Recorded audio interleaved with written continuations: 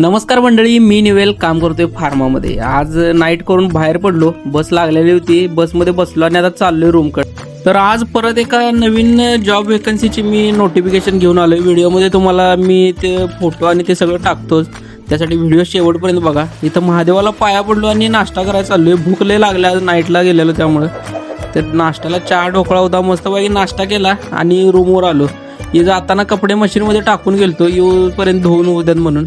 हे धुवून झालेली आता जवळपास सुकल्यात, जरा वर नेऊन उन्हात टाकायचे आणि झोपून टाकायचे। झोपून जरा उठलो 1-1:30 वाजता आणि जेवायला चाललेलो। म्हणलं जेवून येऊन परत झोपूया। नाईट करून आलं की डोळ्यातली झोप जात नाही। झोपून उठलो परत 5 वाजता आणि ही कपडे वाळत टाकलेली ती घेऊन आलो आणि हातपाय ते धुवून जरा चाललोय आता चहा प्यायला।